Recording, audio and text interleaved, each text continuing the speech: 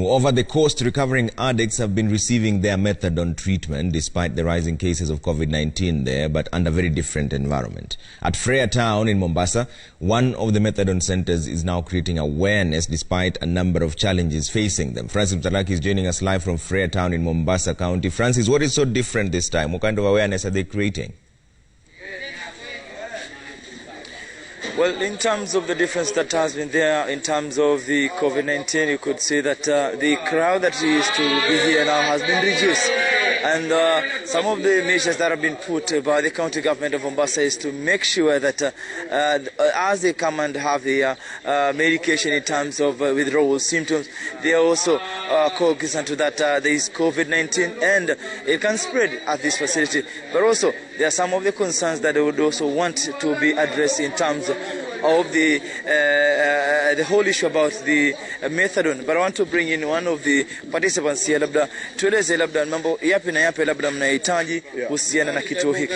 Okay, my name is Mofat Mutero, Chairman Mashinani Watch Organization.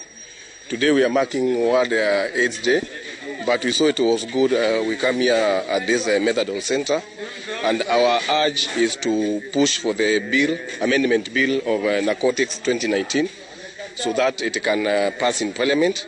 The law is good, or the bill is good. It talks about penalties and jail terms for people who are caught or are convicted of drug trafficking.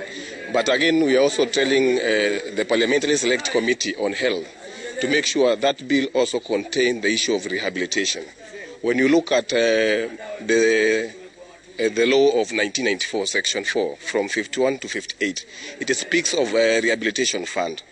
That fund has not been seen, and we think when that fund is included in the bill, it can assist these guys who have been using drugs for over 10 years. You cannot use 3 months to rehabilitate someone who has been on drugs for 15 years or 20 years. We need government to ensure in that bill there is what we call rehabilitation fund, and it is given what we call annual budgetary allocations so that we can have these centers here.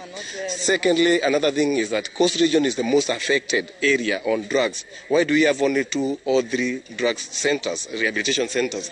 We want every county in Coast Region to have a rehabilitation center well equipped so that we help our youth. Otherwise, the bill is good because it will also assist in cutting the supply, but we should also remember there is what we call harm reduction.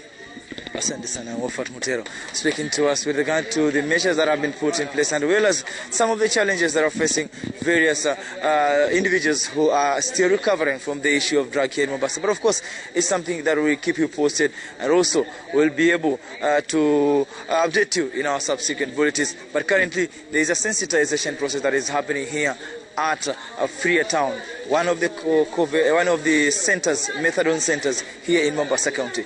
Back to you, Trevor.